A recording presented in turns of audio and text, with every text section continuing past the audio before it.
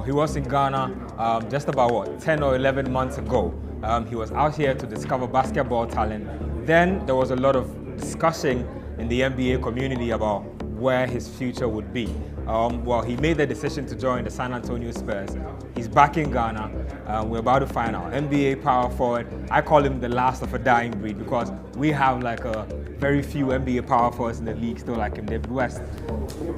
Thank you for having me. You too, man. I mean, you're in Ghana back so soon after you visited the country, what, a couple of months ago. I hear you talk. You sound like a pretty different type of superstar. Like you are like in tune with people. Like you like spiritual journeys. I mean, in Nzulezu, you went to Nzulezu already in the Western region, the village on the water. What has it been like for you? I mean, what has driven you to come back to Ghana? First of all, you know, it's about connecting with myself, with my heritage, and learning, you know, making that connection. Because I don't think we're fully whole until we reconnect ourselves, particularly us of African descent, reconnect ourselves with the continent of Africa. Secondly, you know, I do a lot of work with young people in terms of basketball and their development. So Ghana's a great opportunity for that. There are a lot of young people here who are worthy of an opportunity. They're looking for an opportunity, and I want to take some initiative and be somebody that tries to give guys an opportunity to succeed. So, I mean, where have you been already? We know that you've been to the village on the water. Where have you been? We were in, we started in Accra, and we just sort of have matriculated out west. We spent some time out west this trip for a few days through Takrady, some of the Sanzule. We met with a few of the different traditional leaders throughout the journey. And it's just of that process of me continuing to familiarize myself with Ghana and its people. I mean, let's talk back about your career. Yeah. I mean, you spoke about being drafted number 18.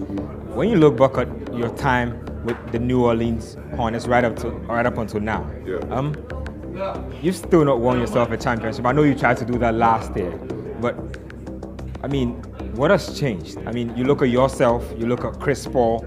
Obviously, you played in the same team with him just about the same time. I mean, I'm sure you consider yourself good enough to win a championship. What's gone wrong for both of you? You're not just speaking for you, but maybe you're speaking for Chris as well.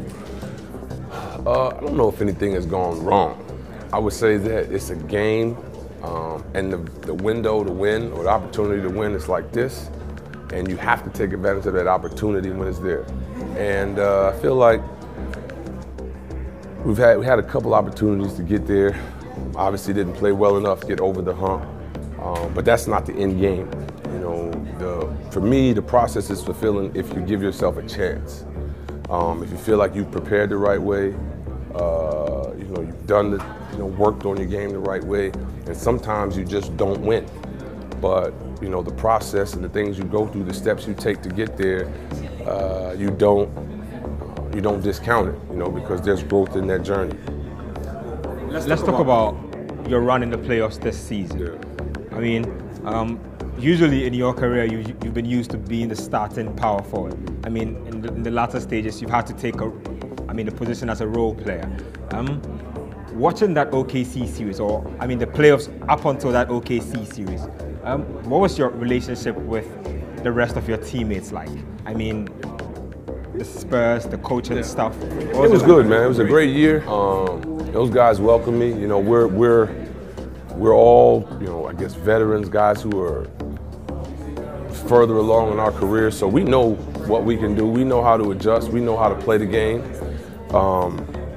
And I thought we had an unbelievable year. You know, we, had the best franchise record that the Spurs have had, #1 ranked defense. We had one of the best home record in the league history. So, you know, it's a lot of accomplishments that we made, but you know, obviously I had to take a lesser role, and that was by choice going to San Antonio because I've always wanted to play with them and be a part of that group and learn from them, which I did. So, what's probably the main reason? He was one of them. You know, Tim Duncan was one of my favorite players growing up, so he was probably the main reason. And then obviously I have coaching aspirations. I enjoy coaching youth sports, so being able to learn from Popovich for a year, being in the locker room, sort of watching him, learning how he prepares was something that I really enjoyed.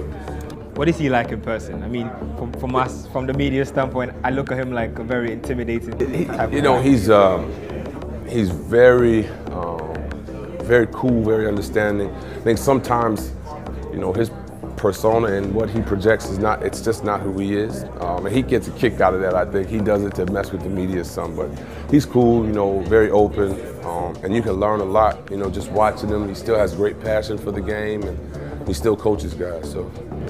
I mean, I was reading Phil Jackson's 11 Rings of Success, and then, I mean, he mentions practices he gets involved in that he likes to bring his players into as well. Yeah. For instance, he says he doesn't fixate too much on the X and O's of the game, but rather thinks about quieting the player's mind just so they can keep their heart and their heads in the moment. I mean, does Pop employ any such signature mechanics? Meditation, perhaps? No, he's very straightforward. He does a great job of managing your health and your fatigue. He's definitely an X's and O's guys, but he just wants you to be a smart ball player.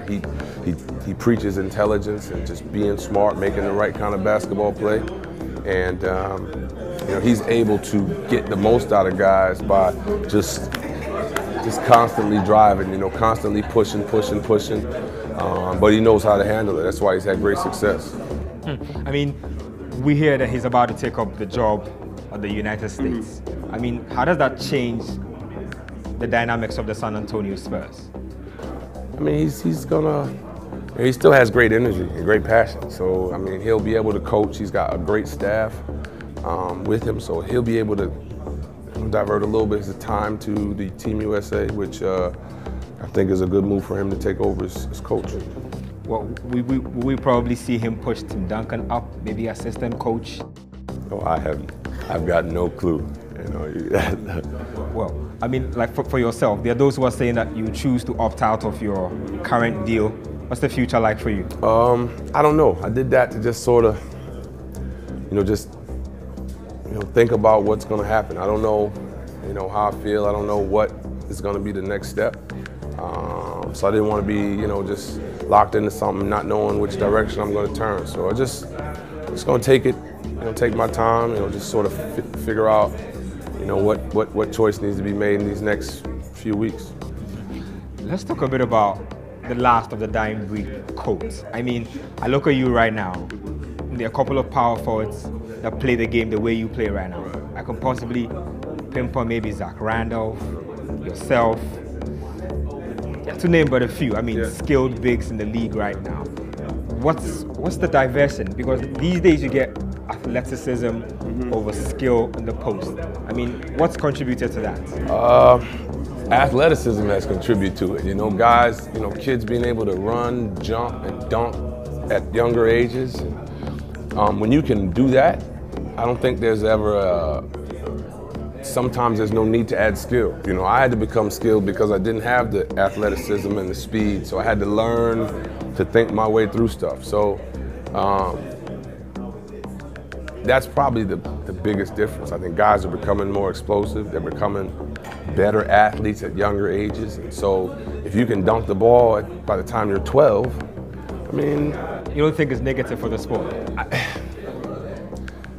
I don't know if it's negative. I think it just is the way the nature of life is. I think you guys are still skilled.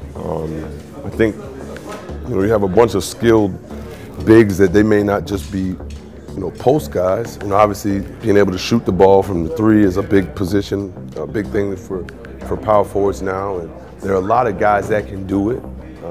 There are a few guys that can handle the ball, and I don't think it's a bad thing for the game. I think the sooner guys get the game, the younger, the better. Okay. I mean, let's talk a bit about your own pre-game routine. What's your pre-game routine like? I mean, other than making sure I have a pre-game nap and meal, I don't really have one. I mean, I make sure I get fully dressed. Once I get to the arena, I put my uniform on. I don't waste any time, wearing t-shirts and stuff like that. I put the uniform on and I keep it on until the game is over. I mean, let's talk a bit about Kobe. Okay. I'm sure you came into the league looking up to him as well, just like everybody. I mean, he's walked away from the league at the end of last season. Like, when you look back at him, what did you see? Like, what has he left the game of basketball? Unbelievable talent, and Kobe's a fierce competitor. Just a guy that had that.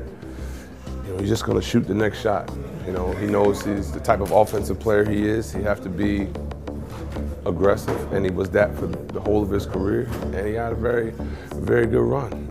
He's one of the all-time greats. Obviously he played that two-guard position as well as anybody has ever played it. So I think he's had a great career. And I thought the NBA treated him right. With all of the flair and things that he went out with. I thought that was the right choice to make. Finally, I mean, if we don't catch you on the basketball court, we don't catch you in Ghana launching prolific sport, what are you likely to be doing? Teaching basketball. Okay. Working with young people. That's my passion. I tell people that's my ministry. That's how I minister to young people, is giving them what I have. Educating them into the game in terms of what I have. And I feel like if I do that, then I'm doing my best work, and that's all I try to do.